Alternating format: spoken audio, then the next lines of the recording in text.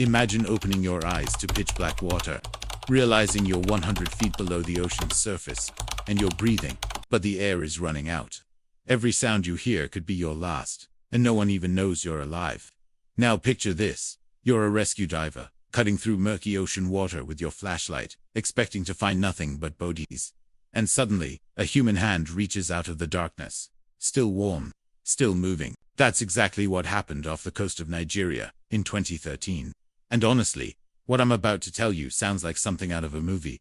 But it's real, and it's absolutely wild. Before we dive into this incredible story, hit that subscribe button. Because today we're talking about Harrison Okene, the man who survived the impossible. And trust me, by the end of this, you're gonna question everything you think you know about human survival. Alright, so let's rewind to May 26, 2013. Harrison Okene is working as a cook aboard the Jaskin 4, this massive tugboat operating in Nigerian waters. Now, Harrison's been doing this job for years. You know, he knows these waters. He knows the routine. Just another day at work. The Jaskin 4 wasn't just any boat. This thing was 130 feet long, built to handle serious ocean work. On this particular morning, they're out there doing what they always do, towing oil tankers and supporting offshore operations. 12 crew members total, including Harrison. Now here's the thing about working on these boats. It's dangerous, but it's also routine. You know what I mean. These guys do this every day. The ocean becomes like your office. You forget how powerful it really is. So Harrison's in the crew quarters around 4:30 in the morning. Most of the guys are still sleeping. He's getting ready for his shift in the galley, when suddenly, the entire world turns upside down. The sinking the boat starts tilting. Not like a normal wave or anything. We're talking about a violent, catastrophic roll to one side, and it's not stopping. Harrison later described it like this. One moment he's standing in his cabin. The next moment the floor becomes the wall. Water starts rushing in from everywhere. The lights go out. And in the span of maybe 2 minutes, this massive tugboat is going down. Now, imagine you're Harrison. You're disoriented. It's pitch black. Water's rushing in, and you can hear the metal of the boat groaning and twisting as it sinks. Your first instinct is to get out. Right. Get to the surface. Get to safety. But here's where it gets crazy. As the boat's sinking, Harrison gets trapped in the crew quarters. The water's rising fast, but not fast enough to completely flood his section. So he finds himself in this air pocket, maybe 4 feet by 4 feet, just big enough for him to sit with his knees to his chest, and that's it. The boat settles on the ocean floor, 100 feet down, and Harrison's inside it. The first hours, so yeah, picture this. You're sitting in complete darkness, 100 feet underwater, in what's basically a metal tomb. The only reason you're not drowning is this tiny pocket of air that somehow got trapped when the boat went down. Harrison's wearing just his underwear. The water around him is freezing cold, probably around 60 degrees Fahrenheit. And every few minutes, he can hear these sounds, these metallic creaks and groans, as the boat settles deeper into the ocean floor. Now, here's what's really messing with his head. He can hear fish swimming around outside the boat. But not just regular fish. He's hearing bigger things. Predators moving around the wreckage. And occasionally, something would bump against the hull. The smell was terrible. Fuel, salt water, and this metallic taste in the air that made him nauseous. But the worst part, the silence. When those sounds stopped, when everything went quiet, that's when the panic really set in. Harrison told reporters later that the first few hours, he was praying constantly. Just talking to God, you know. Asking why this happened. Asking to see his family again. Because at this point, he's pretty sure he's going to die down there. The psychology of survival. Now here's the thing. About being trapped like this, your mind starts playing tricks on you. Harrison said he could hear voices sometimes, like his crewmates calling for help. But of course, he was alone. The air pocket he was in, it wasn't just sitting there stable. As the hours passed, the water level kept rising slightly. Just a little bit at a time, but enough that he could see it happening. Which meant his breathing space was slowly shrinking. He tried to stay calm, but every hour that passed, he could feel the oxygen getting thinner. That's when you start thinking about carbon dioxide poisoning. You know, because in a closed space like that, you're not just running out of oxygen, you're also breathing in your own waste gases. Harrison figured out pretty quickly that he had to control his breathing. Slow, steady breaths. Don't panic, don't hyperventilate. Because if he used up the oxygen too fast, that was it. Game over. But imagine trying to stay calm in that situation. You're cold, you're scared, and every sound could be the boat shifting in a way that collapses your air pocket completely. The long darkness. By the second day, things started getting really weird. Harrison began hallucinating. He'd see lights that weren't there, hear people calling his name. His body temperature was dropping, and he was getting weaker from not eating or drinking anything. The water around him was contaminated with fuel and chemicals, so he couldn't drink it even if he wanted to. He was getting severely dehydrated, which just made the hallucinations worse. But here's what's incredible about Harrison. Instead of giving up, he started making plans. He explored every inch of his tiny prison, feeling around in the dark for anything that might help him. He found some tools, some debris. He started thinking about how he might signal for help if rescue divers ever came. Because here's the thing, and this is important, Harrison never completely gave up hope. Even 100 feet underwater, trapped in a sinking boat, part of him still believed someone might come looking. The rescue attempt now, meanwhile, up on the surface, the Nigerian authorities knew the Jasconfor had gone down.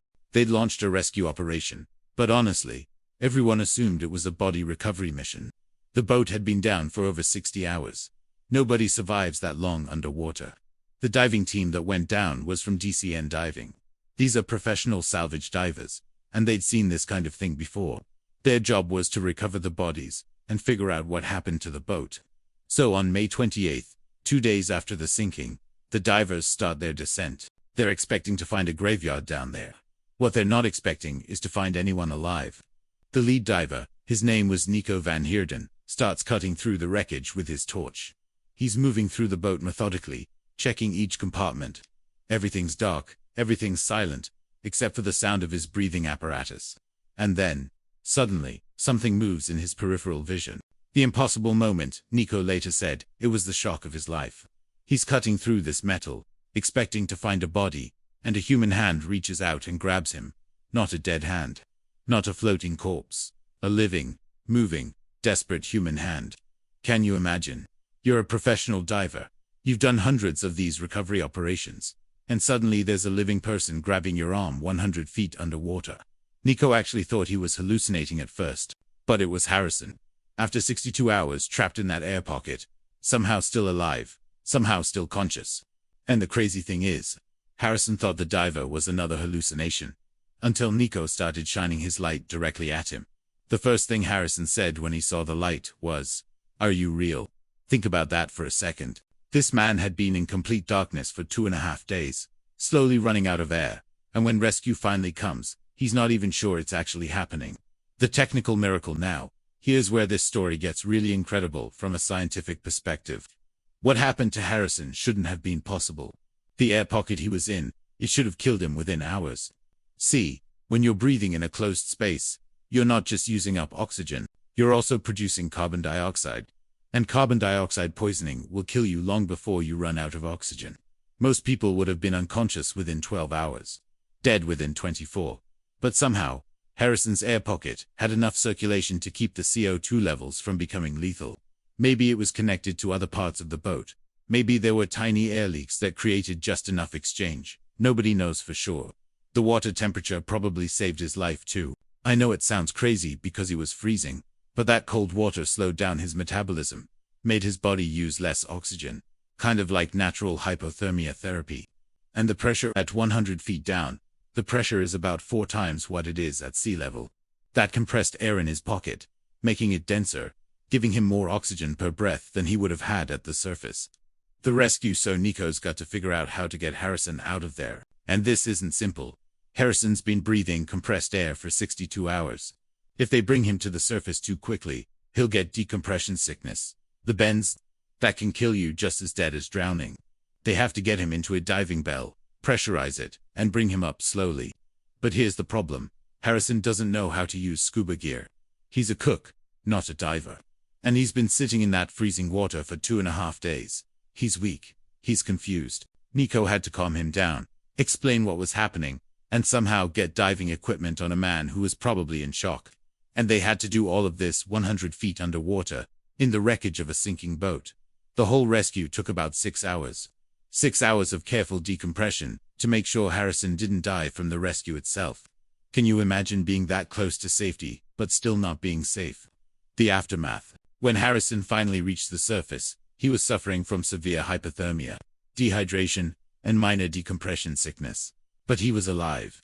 Against every odd, against every piece of logic, this man had survived 3 days underwater. The other 11 crew members weren't so lucky. They all drowned when the boat went down. Harrison was the sole survivor, and honestly, nobody could explain how he did it. The story made international news because it was just so impossible. Marine biologists, diving experts, survival specialists. They all looked at the facts and said the same thing. This shouldn't have happened. But it did happen. And Harrison went home to his wife and family, who had already started planning his funeral. The science behind the miracle now. Since this happened, researchers have studied Harrison's case extensively. And what they found is that survival in these situations comes down to an almost perfect combination of factors. First, the air pocket had to be the right size. Too small, and you run out of oxygen. Too big, and it becomes unstable, collapses when the boat shifts. Harrison's pocket was maybe 100 cubic feet, just enough for one person. Second, the water temperature. Like I mentioned, that cold water slowed his metabolism, but not enough to cause fatal hypothermia. If it had been 10 degrees colder, he would have died. 10 degrees warmer, and he would have used up the oxygen too fast. Third, the depth. At 100 feet, the pressure compressed the air enough to give him more oxygen per breath, but not so much that it caused nitrogen narcosis or oxygen toxicity. And fourth, his mental state. Harrison managed to stay calm enough to conserve oxygen, but alert enough to signal for help when the divers came. That's an incredibly narrow psychological balance. One researcher called it a perfect storm of survival. Everything that could go right, did go right. The human element. But you know what? All the science in the world doesn't capture what really happened down there. Harrison survived because he refused to give up. For 62 hours, in complete darkness, slowly running out of air, he held on to hope. He later said that he kept thinking about his wife, about his family, about all the things he still wanted to do. That's what kept him going when everything else said he should just give up and die. And that's the real miracle here. Not the physics or the biology, but the human spirit. The ability to keep fighting, even when the situation is completely hopeless. Harrison went on to become a commercial diver himself after this experience. He said he wanted to help other people, the way those divers helped him. He wanted to be the person who reaches out of the darkness when someone needs it most. The final reflection. So there you have it. The story of Harrison Okene, the man who survived 3 days underwater in an air pocket the size of a closet. A story that shouldn't have a happy ending, but does. Every time I think about this story, it makes me wonder about the limits of human survival, about how much the human body can endure, and more importantly, how much the human spirit can endure. Harrison's rescue was caught on video by the dive team's cameras. You can actually watch the moment when that hand reaches out of the darkness, when impossible becomes possible. It's one of the most incredible pieces of footage you'll ever see. The ocean is vast and unforgiving, and most of the time, when it takes someone, it doesn't give them back. But sometimes, just sometimes, if you refuse to give up, if you hold on to hope even in the darkest moments, the impossible becomes possible. That's the story of Harrison Okene, the man who proved that sometimes survival isn't about what's scientifically possible, it's about what's humanly possible. If this story amazed you as much as it amazed me, hit that like button and subscribe for more incredible survival stories. And let me know in the comments, what would you have done in Harrison's situation? How do you think you would have held on to hope for that long? Until next time, remember that the human spirit is capable of things that science can't always explain. And sometimes, that's exactly what saves us.